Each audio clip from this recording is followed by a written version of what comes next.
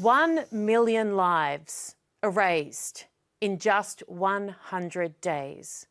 Not in years, not in months. 100 days. A nation turned on itself overnight.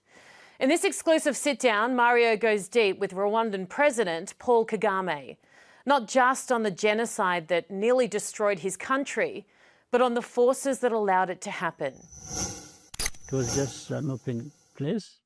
They drew a line, left Rwanda on this side, and the other side it was called Congo. But this line divided the families. You can talk about others who migrated and went to Congo from Rwanda, or whatever it is, but there are those who are indigenous to that place. These are the ones who are fighting, whom the government is uprooting and saying, you go back to Rwanda. You're talking about the M23 now? Yeah. And we have, by the 130,000 people, refugees. From Congo and Rwanda? Yeah, they've been living here for the last 23 years. And Congo doesn't want them back? It doesn't even want those who are there, who never came here. There was a leader in Rwanda who's very corrupt, supported by the US during Soviet Cold War era.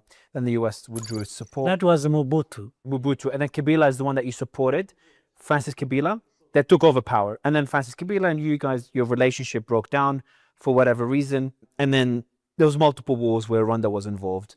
And then he was shot by his bodyguard. His son, Joseph Kabila, took over. Then there was an election, and we have today's leader. Congo, I feel, is like, it's not even a country anymore. It's just, as heartbreaking it is, it's just a land full of minerals that so many different people have their hands into that pot. You have a threat on your border. That threat still houses the FDLR, the same people that committed the genocide 30 years ago. They're still there on your border. Their goal is just to replace you as president, replace the entire government right now, and to still get rid of Tutsis in Rwanda. So that's still their objective. And they're doing the same thing for Tutsis in Congo.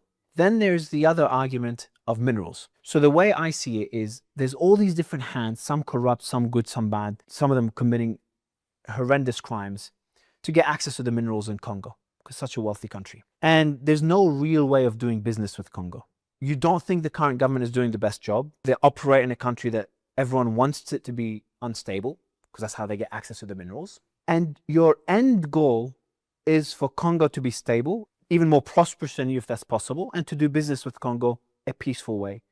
But you're not able to reach a path to that. If you looked at the list of 100 entities, China, Europe, US, Canada, and so on, including all of us in the region, who are interested in minerals in the Congo, Rwanda would come as 100, would come at the bottom. But the situation is such that it has been made to look like the ones least concerned with the minerals have been the ones accused for the entire problem of these 100, who get billions and billions and leave nothing behind. So Rwanda has come to be the ones to absorb it.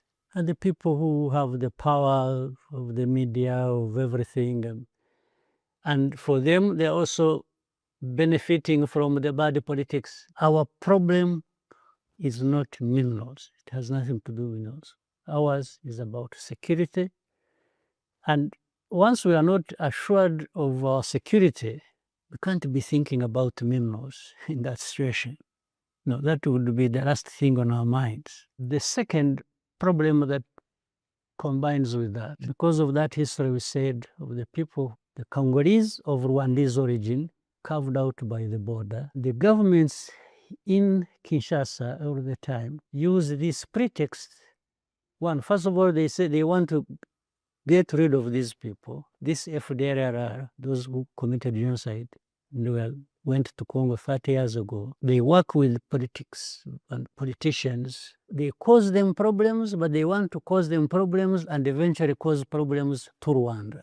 Now, these are things we have discussed with everyone, whichever government that has come into Congo. So that includes Kabila, the one that you've helped get into power, and his son. And even Tshisekedi and Felix. What does Felix say? Like, not, and I know publicly he calls you Hitler and he says all these I crazy think things. he's genocide ideology like Do you the think so? others. He's that I extreme? think so. He is. Have you spoken to him privately I often? have spoken to him like 100 times before these problems. Was We there even- any common ground? Like, Yeah, we discussed even when he he became president. By the way, I don't mind how he became president. He was not elected both times. The first time he was handed over power by the Joseph. Yes, there's no question about it.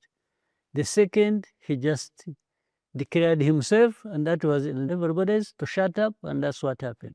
So, but that's not my problem. The UN has been there now for about 24 years, has been in Congo. They have had about 17 to 18,000 peacekeepers, so-called, in that place from different countries. If you can calculate the amount of money spent over that period of 24 years, it's close to 40 billion. Now, the question number one is, what did they actually come to do? To keep peace? Which peace is there? To bring peace? Which peace have they brought? To solve the problem concerning Rwanda of security of these Eldera that have lived there for the last 30 years? Nothing. so why are they The there? only thing they did relating to this, they have over time repatriated some FDLR and their families. Back to Rwanda? Back to Rwanda. It's on record. It's recorded. The rest, I don't know.